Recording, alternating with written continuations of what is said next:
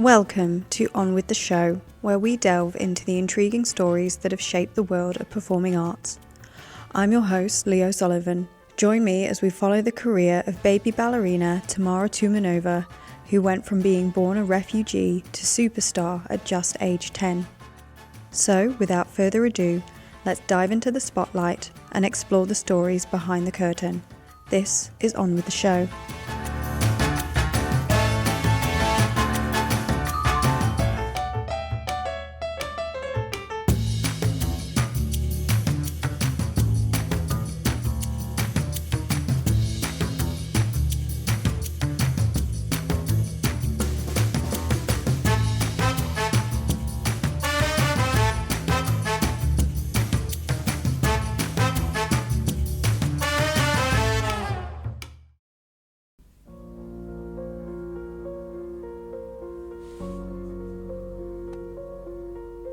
Tamara Toumanova was born on the 2nd of March 1919 in a cattle car ploughing through the heavy snows of Siberia in the closing days of the Russian Revolution. The daughter of Imperial Russian Army Colonel Kasitovich Toumanov and Georgian Princess Eugenie Toumanova, the family escaped to China, where they lived for a year before moving to Cairo. After spending time in various refugee camps, the Toumanovs moved to Paris, and Tamara began to study dance with veterans of the Russian Imperial Ballet. At the age of 6, Tamara was invited by Anna Pavlova to perform in one of her gala concerts in 1925. Tamara had witnessed Anna Pavlova dance in Shanghai, sparking her dream to become a dancer.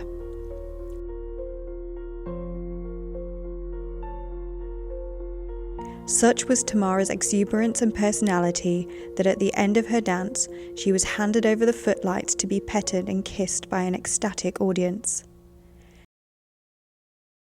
In 1929, aged 10, she took on her first principal role on the 4th of March as guest étoile with the Paris Opera Ballet, performing the waltz, the polka and the rondel in the Yvonne Frank, Alice Bergat one-act ballet in 10 parts. She also performed with the Paris Opera Ballet in Monte Carlo, Brussels, and in Geneva at the League of Nations.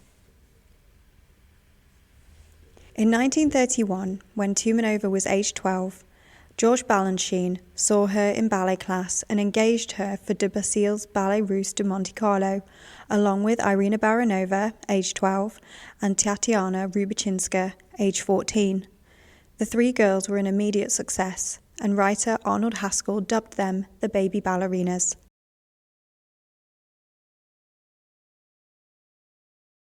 Tamara told The Times in 1983, "Baby ballerinas was a publicity phrase of that period.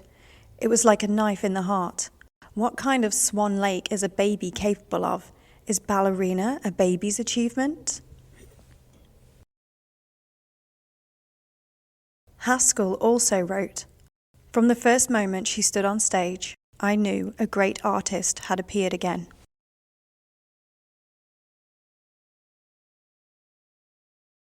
Balanchine created the role of the young girl for Tamara in his ballet Cotillion. Leonid Massine worked closely with Tamara in the creation of his many ballets. She played the part of the top in his Jeux d'Enfance. Balanchine created a role for her in his Le Palais de Cristal, since retitled Symphony in C, in 1947 in the Paris Opera. Tamara later spoke of Balanchine with great affection. "He taught me to understand what is beautiful in all arts and all people. He helped me to find the beauty of simplicity and the simplicity of beauty." In 1933, when Balanchine left the Ballet Russe, Tamara went with him, only to rejoin the company the following year. When Debussy's company split in 1937, she joined Massine's Ballet Russe de Monte Carlo and added Giselle to her repertoire. That year, the noted ballet critic A.V. Cotton, editor of Dance Chronicle, wrote that Tamara was surely the loveliest creature in the history of dance, and that she had attained the utmost skill of mime and bearing, so that one was rarely aware of the individual behind the characterization. Tamara became recognized as a young prodigy of immense talent. She came to be called the Black Pearl of the Russian ballet, with black silky hair, deep brown eyes, and pale almond skin. At the height of World War II in 1940, Tamara accompanied the Ballet Russe on its Australian tour. In Sydney, she danced the Firebird, the Spectre of the Rose, La Sylphide, as well as Aurora's Wedding. Australian critics spoke admiringly of her poise, her elegance, and her romantic appearance. The critic Basil Burdett wrote that Tamara was a great dancer and a fine artist, even though she was inclined to be slightly uneven. But he added it was probably inherent in her style, which is at once extraordinarily controlled, yet nervous and sensitive. During the 1941-42 season in New York, Tamara introduced another Stravinsky ballet, Balustrade. In October 1941, she danced the Black Swan, Odile, in Swan Lake at the Metropolitan Opera House. Tamara said, "Working with Messine is stirring, soul-expanding. There is even more than his artistic mastery and precision. There is great power in his intensity, in his emotional depth and range."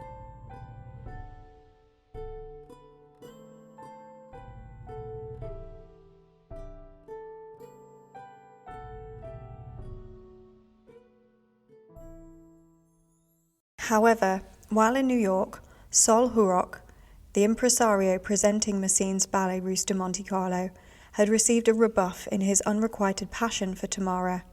He would not let her dance, and Messine was powerless to intervene. Tamara left the company.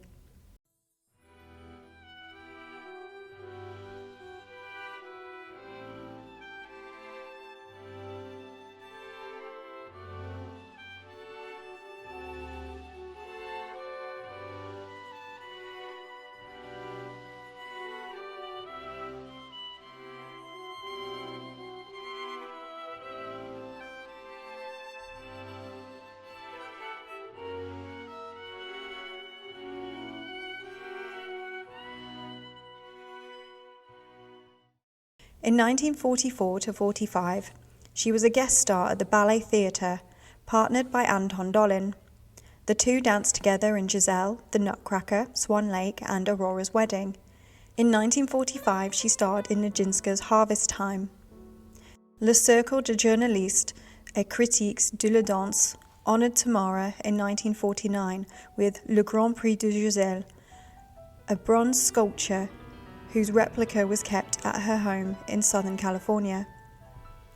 That same year, she danced the role of Saint-Saëns' dying swan for Queen Juliana and Prince Bernard of Holland. She also danced Giselle for de Basil's Ballet post-performance gala in Covent Garden in 1952, in the presence of King George VI and Queen Elizabeth. Tamara was at La Scala, Milan in 1951 and again in 1953. There she created the ballet The Legend of St. Joseph.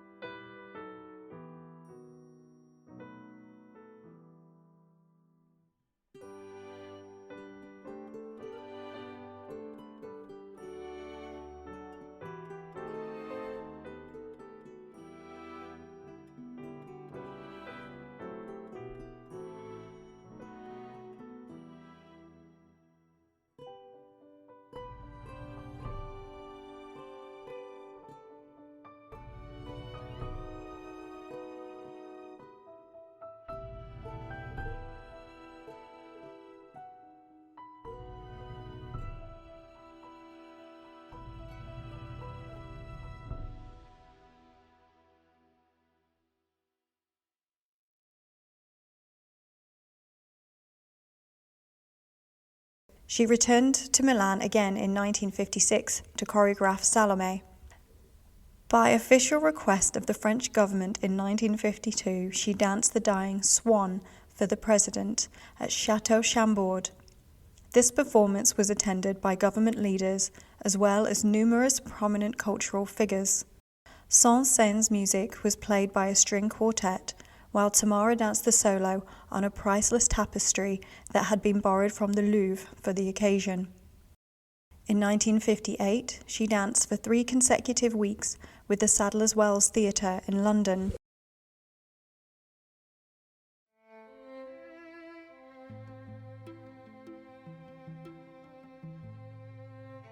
In Artists of Dance, Lillian Moore wrote of Tamara, "She has a quality that is rare among classic dancers, originality. There is nothing stereotyped about her talent. She is forceful and intense and sometimes haunting, but always distinctive, and always she is, quite simply, Toumanova. It is impossible to remain indifferent to her work. This essentially simple and sincere artist has been forced to live up to such dangerous and glamorous epithets as the Black Swan and the Black Pearl of the Russian ballet." Despite an almost universal admiration from ballet aficionados, Tamara received occasional criticism, including that, at times, she produced a mannered caricature of the Grand Russian style. In 1959, Variety was even harsher.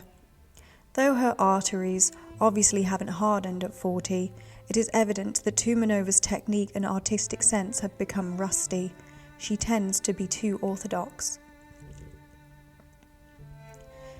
She had many male suitors, but was inseparable from her mother, and anyone who married her would have to accept the mother as well. Casey Robinson, the film director, took the risk, and they all settled in Los Angeles.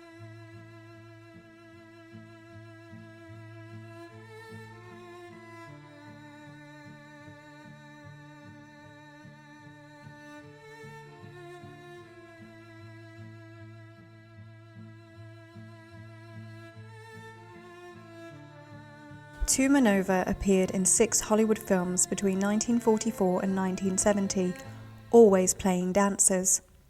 She made her feature film debut in 1944 in Days of Glory, playing a Russian dancer being saved from the invading Germans in 1941 by Soviet partisan leader Gregory Peck, who also made his debut in that film.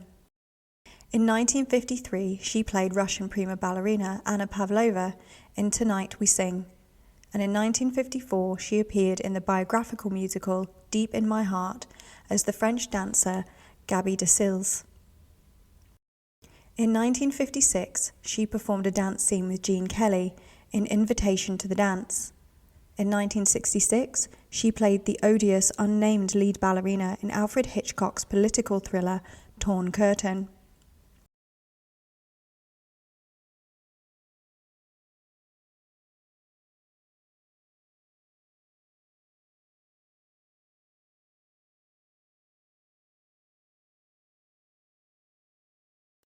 Toumanova died 29th of May 1996 of kidney failure at Santa Monica Hospital, aged 77. Simplicity in art is a goal more difficult to attain than technical bravura, Tamara once said.